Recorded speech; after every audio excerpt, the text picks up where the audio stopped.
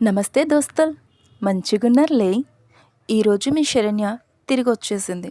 Simple బెండి fry టేస్టీగా ఎలా చేయాలి అన్నది. Welcome to Saranya vlogs. Please నా ఛానల్ని లైక్, షేర్, సబ్స్క్రైబ్ చేసుకోండి. బెండకాయ ఫ్రై చేయడానికి ఫస్ట్ మనకు కావాల్సింది బెండకాయలు. వాటిని క్లీన్గా కడిగి పురుగులు లేకుండా చూసి చిన్న చిన్నగా కట్ చేయాలి. వీడియోలో చూపిస్తున్న విధంగా ఇలా సన్నగా రౌండ్గా కట్ చేసుకోవాలండి. ఈరోజు మనం కొంచెం డిఫరెంట్గా సింపుల్గా చేద్దాము.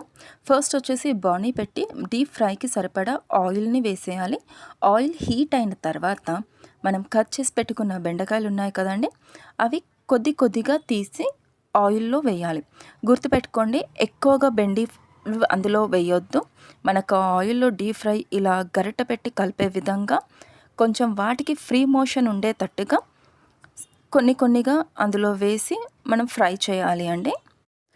మరీ ఎక్కువగా కూడా లేడీస్ ఫింగర్ ఫ్రై అవ్వద్దు అండి. మరీ ఎక్కువగా ఫ్రై అవుతే అవి గట్టిగా ఉంటాయి.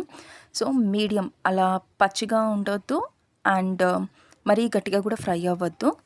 మీడియంగా ఉన్న ఆ టైంలోనే మనము తీసేసి గిన్నెలో వేసేసుకోవాలండి. ఫస్ట్ టైం వేసాం కదండి, సెకండ్ టైం మిగిలినవి కూడా వేసేసి ఫ్రై చేసి పక్కకు పెట్టేశాను.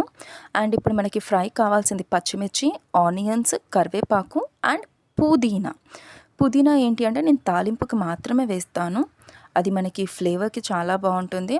అండ్ మన రెగ్యులర్ ఫుడ్ డైట్లో పుదీనా తీసుకోవడం వల్ల మనకి ఆకలి కానీ జీర్ణశక్తి కానీ ఎక్కువగా పెరుగుతుంది. అండ్ అల్లం వెల్లుల్లి పేస్ట్, జీలకర్ర. సో ఈ సింపుల్ ఐటమ్స్ తోటే మనము కర్రీ ప్రిపేర్ చేసేస్తామండి. బెండి ఫ్రై చేసుకున్న బాణీలోనే జీలకర్ర వేసేయాలి. నెక్స్ట్ వచ్చేసి పచ్చిమిర్చి, కరివేపాకు అండ్ ఇందులోనే మనము కడిగి పెట్టేసుకున్న పుదీనా అండ్ ఆనియన్స్ వేయాలండి.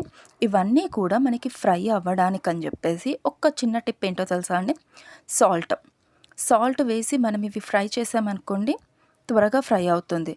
అండ్ ఇందులోనే అల్లం వెల్లుల్లి పేస్ట్ వేసాను, ఎండుమిర్చి వేసాను. బెండకాయని ఇష్టపడని వాళ్ళు ఎవరుంటారు చెప్పండి. అండ్ ఇష్టపడని వాళ్ళకి కూడా మీరు ఇలా కానీ సింపుల్గా చేసి పెట్టారనుకోండి, సూపర్ అంటే సూపర్గా తినేస్తారు వాళ్ళు.